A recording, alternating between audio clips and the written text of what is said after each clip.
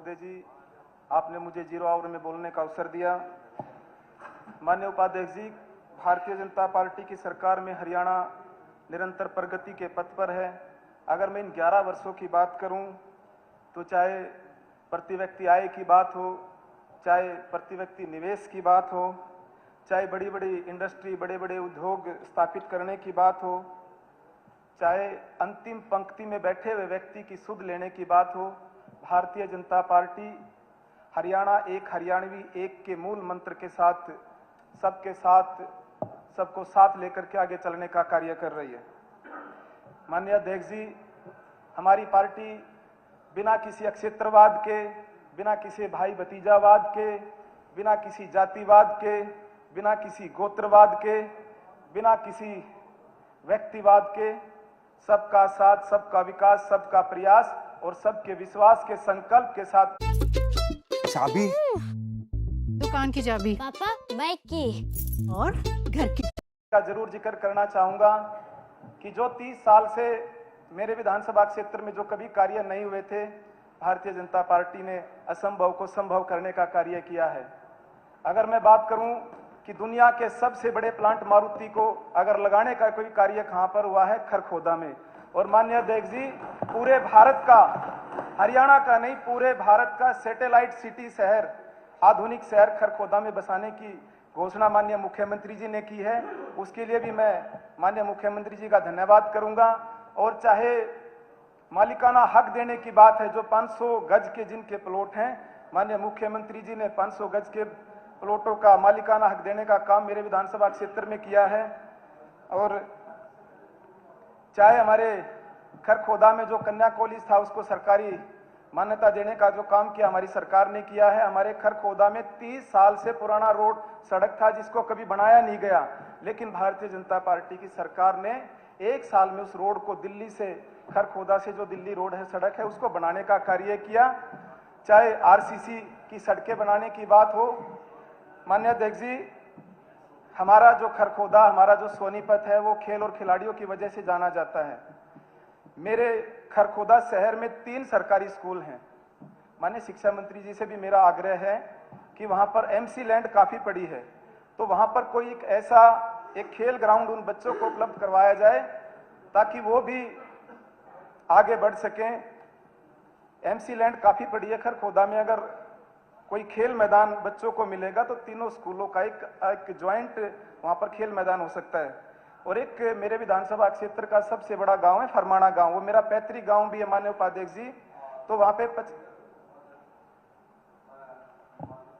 से निवेदन प्रपोजल बना के सरकार को भिजवा दें। मैं भी खेल मंत्री जी से आपकी तरफ से आग्रह करूंगा। ये तो अगर आप लोग एजुकेशन डिपार्टमेंट के नाम जमीन है तो हम लोग उसके ऊपर कोई कार्रवाई करें। अगर वो एमसी की जमीन है तो फिर एक बार आप यूएलबी मिनिस्टर यहाँ बैठे हुए हैं, आप इनके जरिए एक बार वो लैंड हमें दे दें, फिर हम लोग उसके ऊपर जो आपने डिमांड रखी उस पर काम जरूर करें। थैंक यू मंत्री जी।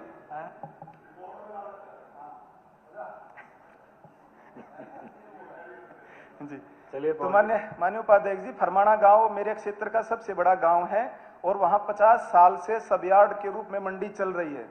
तो मेरा सरकार से आग्रह है उसको स्थायी मान्यता देकर के उस मंडी का कार्य किया जाए, क्योंकि काफी गांव का वो विषय है। और एक हमारे खरखोदा में चाहे सब्जी मंडी की बात करूं, अनाज मंडी की बात करूं, तो काफी लंबे समय से उनको भी अपग्रेडेशन की आवश्यकता है। और मेरे खरखोदा शहर की बात करूं, चाहे हमारे कई गांव के स्टेडियम की बात करूं, जो उनमें हाईटेक सुविधा होनी चाहिए, उन सुविधाओं का कहीं ना कहीं अभाव है। माननीय उपाध्यक्ष जी, खरखोदा में सीवरेज की व्यवस्था, चाहे पानी निकासी की व्यवस्था है, वो भी बहुत पुरानी है, उसमें भी सुधारीकरण की आवश्यकता है। और हमारे खरखोदा क्षेत्र के आसपास एक नारायण महाराज जी का मंदिर है, जिसके आसपास के गांव के लोगों की विशेष आस्था और श्रद्धा है। तो सभी मेरे खरखोदा हल्के के लोगों की तरफ से निवेदन है कि खरखोदा में किसी चौक या चौराहे का नाम नारायण चौक के नाम से किया जाए, ताकि लोगों की आस्था का केंद्र भी बना रहे और उनके विचारों को लोग अपने अंदर आत्मसात कर सकें।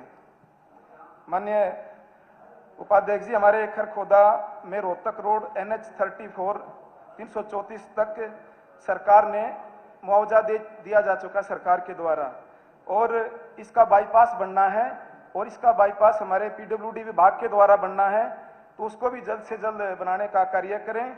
खरखोदा में केएमपी के साथ साथ ऑर्बिटल रेलवे कॉरिडोर का भी निर्माण होना है, उस प्रक्रिया में भी थोड़ी सी तेजी लाने का कार्य किया जाए। सोनीपत अनाज मंडी को लहराड़ा, एक ही मिनट में अपनी बात को खत्म करूंगा उपाध्यक्ष जी। सोनीपत अनाज मंडी को लहराड़ा बहियापुर में शिफ्ट किया जाए, वह अनाज मंडी को NH 334B से जोड़ा जाए, और खरखोदा में एक मेरा पूरे हरियाणा के परीक्षार्थियों के विषय के अंतर्गत मेरी एक बात है उपाध्यक्ष जी कि सीटेट को भी सीईटी के तर्ज पर एक क्वालिटी नेचर का बनाया जाए, ताकि अभ्यर्थियों को बार बार एग्जाम देने से उनको राहत हम दे सकें। और उपाध्यक्ष जी, हमारे खरखोदा क्षेत्र में जैसे मैंने पहले बताया कि कन्या कॉलेज को सरकारी मान्यता दे दी गई है, लेकिन माननीय शिक्षा मंत्री जी, मेरा एक आग्रह है कि जैसे जो वहां पर स्टाफ कार्य कर रहे थे तो उनका कहीं ना कहीं वेतन कई महीने से थोड़ा सा रुकने का कार्य हुआ है, तो मेरा एक ही आग्रह है कि जिनके डॉक्यूमेंट्स की वेरिफिकेशन हो चुकी है, कम से कम उनका वेतन रिलीज करने का कार्य करें, क्योंकि वो कई बार भी मेरे से मिल चुके हैं। तो मेरा ये निवेदन है आपसे छोटा सा जी, और मैं अंतिम बात कह के अपनी बात को खत्म करूंगा जी। और एक नेशनल हाईवे 334B से रोड हरसाणा के बीच को जोड़ा जाए, और एक हाईवे में कनेक्शन देकर के हम ट्रैफिक को व्यवस्था को हम कम कर सकते हैं, और जिसकी अधिग्रहण की प्रक्रिया भी सरकार के द्वारा पूरी हो चुकी है। आपने मुझे बोलने का अवसर दिया, माननीय उपाध्यक्ष जी, आपका धन्यवाद। मंत्री जी। डिप्टी स्पीकर सर, पवन खरखोदा ने भी एक स्मार्ट गली की बात की है कि मेरे विधानसभा में बनाई जाए, तो सिसाना 2 में केदार सिंह स्नोप राजेंद्र सनोप केदार सिंह का जो मकान है, वहां तक 25,77,000 से वो स्मार्ट गली भी बनवा दी जाएगी। लो जी। पवन जी, मंत्री जी बहुत बहुत धन्यवाद आपका। पवन जी, एक आप अपनी फोटो भी चेंज कराएं, इसमें 10 साल छोटे लग रहे। जी। श्री हरेंद्र सिंह जी।